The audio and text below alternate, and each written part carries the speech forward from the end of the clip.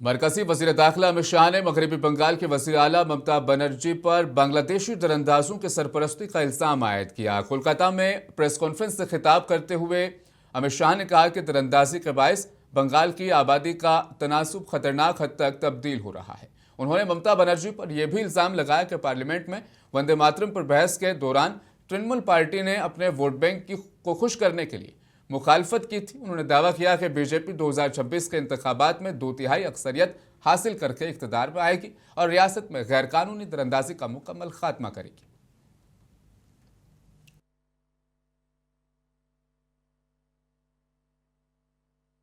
इंतहा कर दी, यहां तक कि पार्लियामेंट में वंदे मातरम पर चर्चा होती है।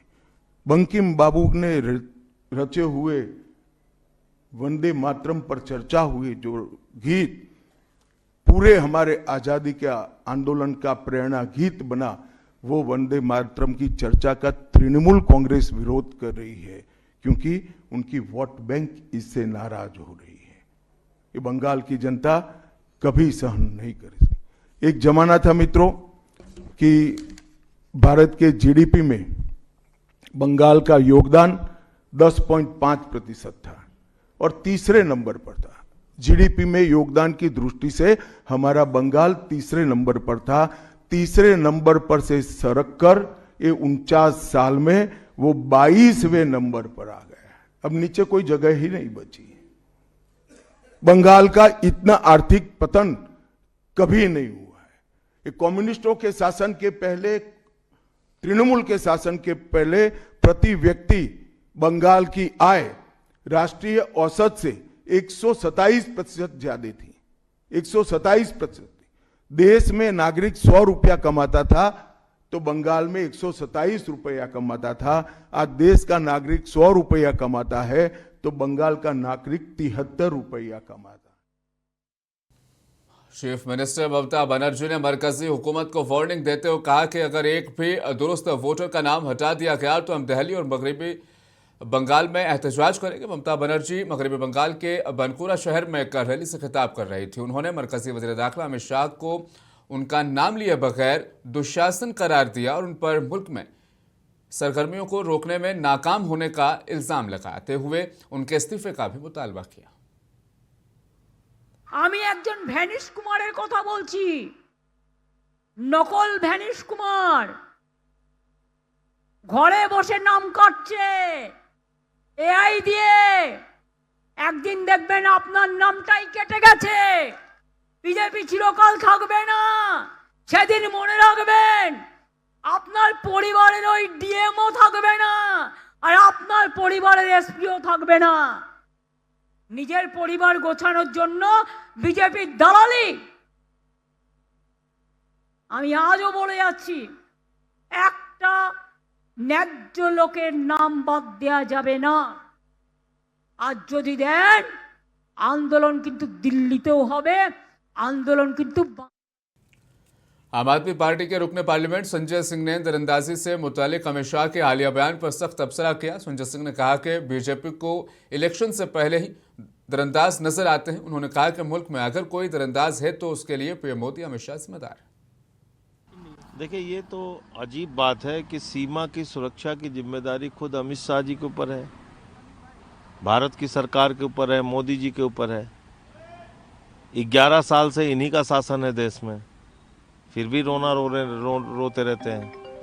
तो सिर्फ चुनाव में बांग्लादेशी घुसपैठियों का मुद्दा बनाना और उसके बाद उस पर कोई काम नहीं करना, तो ये तो साफ तौर पे दिखाता है कि खाली इसको एक स्टंट बाजी का एक राजनीतिक मुद्दा बना के हो हल्ला करने के अलावा इस पर कुछ है नहीं।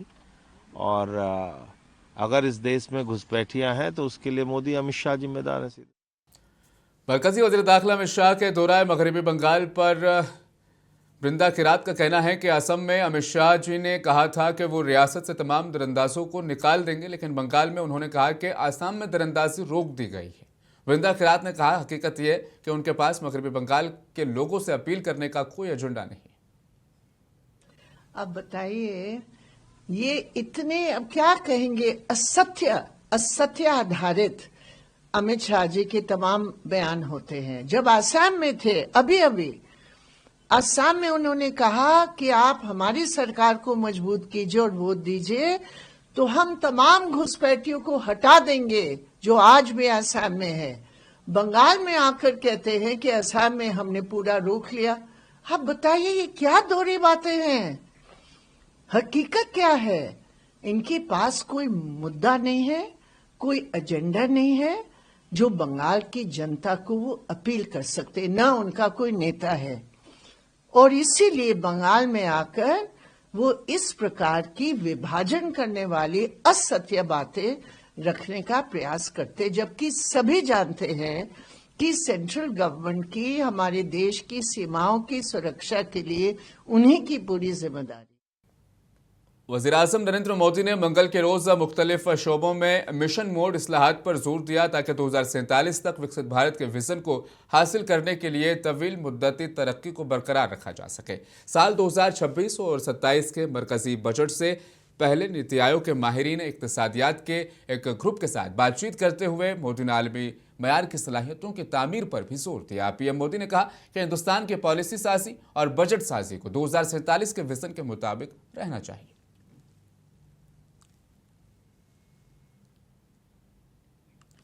पंजाब कानून साज असेंबली के खुसूसी इजलास के दौरान एक अहम पेशरफ्त में ऐवान ने मनरेगा स्कीम को तब्दील करते हुए नया कानून मंजूर करने की मुखालफत में एक करारदाद मंजूर की है। ये करारदाद पंजाब के काबीना वजीर तरुण प्रताप सिंह ने असेंबली में पेश की थी। एक तवील बहस में जो गर्मा गर्म तबादला ख्याल के बाद असेंबली ने मरकज के फैसले के खिलाफ एक मजबूत सियासी और आईनी पैगाम भेजते हुए करारदाद को मंजूरी दे दी है। करारदाद में नए कानून विकसित भारत जयराम जी को गरीब मजदूरों के हुकूक पर हमला करार दिया। पंजाब असेंबली की तरफ से मंजूर करदा करारदाद को अब मरकजी हुकूमत को भिजवाया जाएगा।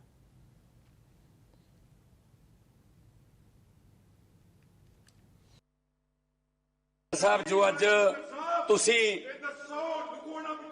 ਮਨਰੇਗਾ ਸਕੀਮ ਨੂੰ ਜਿਹੜਾ ਬਦਲ ਕੇ ਉਹਦੀ ਬਿੱਲ ਦੀ ਜਿਹੜੀ ਆਤਮਾ ਖਤਮ ਕਰ ਦਿੱਤੀ ਗਈ ਹੈ, ਇਹ ਉਹਦੇ ਤੇ ਜਿਹੜਾ ਸਪੈਸ਼ਲ ਸੈਸ਼ਨ ਹੈ।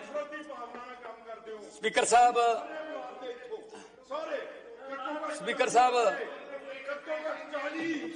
ਤੁਸੀਂ ਆਪਣੀ ਜਗ੍ਹਾ ਤੇ ਬੈਠੋ ਜੀ। ਇਹ ਫਰਸਟ੍ਰੇਸ਼ਨ ਆਪਣੀ ਜਗ੍ਹਾ 'ਚ ਬੈਠੋ ਜੀ। ਇਹਨਾਂ ਦੀ ਪਾਰਟੀ ਇਹਨਾਂ ਨੂੰ ਟਾਈਮ ਨਹੀਂ ਦਿੰਦੀ, ਇਹਨਾਂ ਦੀ ਪਾਰਟੀ ਬੁਲਾਰਿਆਂ ਦੀ ਲਿਸਟ ਚੋਂ ਕੱਟ ਦਿੰਦੇ ਨੇ। ਅੱਜ ਸਵੇਰੇ 2 ਆਪਸ਼ਨਾਂ ਸੀ, ਸਾਹਿਬਜ਼ਾਦਿਆਂ ਦੀ ਸ਼ਹਾਦਤ ਤੇ ਬੋਲਣ ਦੀਆਂ 2 ਆਪਸ਼ਨਾਂ ਸੀ, ਉਹਦੇ ਚੋਂ ਕਿਹਾ ਜੀ ਇੱਕ ਬੋਲੂਗਾ, ਕਹਿੰਦੇ ਜੀ ਫਿਰ ਰਾਣਾ ਗੁਰਜੀਤ ਬੋਲੂਗਾ। ਇਹਨਾਂ ਦਾ ਨਾਂ ਤਾਂ ਆਪ ਹੀ ਕੱਟਤਾ ਜੀ ਇਹਨਾਂ ਨੇ।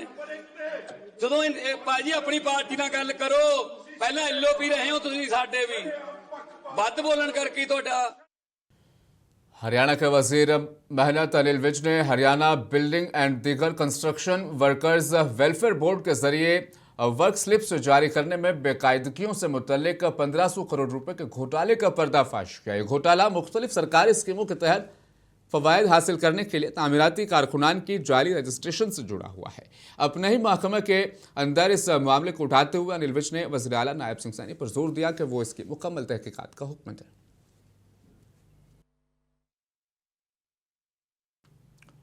आरजेडी के रुकने पार्लियामेंट मनोज झा ने मुल्क में बढ़ती हुई नफरत और अदम बर्दाश्त पर सख्त तशवीश का इजहार किया। हिमाचल प्रदेश में कश्मीरी शॉल फरोशों पर हमले और उत्तराखंड में एक त्रिपुरा के तालिब इल्म के कत्ल पर रद्दअमल जाहिर करते हुए मनोज झा ने कहा कि हिंदुस्तान में नफरत को मामूल बना दिया गया है और लोग एक दूसरे को शक की नजर से देखने लगे। में इस प्रकार की चीजें हो रही हैं।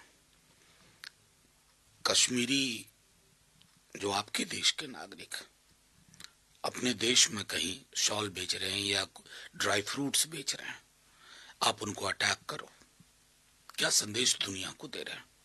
अभी बीते दिनों त्रिपुरा का एक लड़का गुहार लगाता रह गया, आई एम एन इंडियन, हालांकि वो चाइनीज भी होता तब भी वो मौत होनी नहीं थी। त्रिपुरा के स्टूडेंट एंजल चकमा का देहरादून में कत्ल वाकया पेश आया, जिस पर कांग्रेस खवातीन विंग के सदर अलका लांबा ने शदीद रद्दअमल का इजहार किया। अलका लांबा ने कहा मुल्क में नफरत का माहौल चल रहा है और ये इंतहाई तशवीशनाक है। तरह से मैं कह रही हूँ एक नफरत का दौर चल रहा है, चाहे वो जाति को लेकर हो, कहीं पर दलित को पीट पीट कर मारा जा रहा है, कहीं धर्म के नाम पर पीट के मारा जा रहा है, और कई अभी आप कैसे दिखते हैं, और कहीं भाषा के नाम पर। ये नफरत का दौर जो है ये थमना चाहिए। ये बिल्कुल इस देश के लिए खतरा है, और बिल्कुल जिम्मेदारी जो सरकार में बैठे हैं, चाहे राज्यों में किसी की सरकार हो और चाहे दिल्ली में हो, ये गंभीर मामले हैं, और उससे पूरे देश में की विश्व में थू थू होती है। क्योंकि जब हम जमात उलमा हिंद के सदर मौलाना अरशद मदनी ने बांग्लादेश के वाक़े पर अपने सख्त रद्दअमल का इजहार करते हुए कहा कि हुजूमी तशद्दुद में किसी का सिफाकाना कत्ल महज कत्ल नहीं बल्कि जुल्म की इंतहा है। बांग्लादेश में जो हुआ वो इंतहाई बुरा है, इस्लाम इसकी कभी इजाज़त नहीं देता। उन्होंने कहा कि ये फ़ैल करने वालों से ने न सिर्फ इस्लामी तालीमात की खिलाफ वर्जी की है बल्कि इस्लाम को भी बदनाम किया है, लिहाजा ऐसे अफराद को सख्त से सख्त सज़ा मिलनी चाहिए।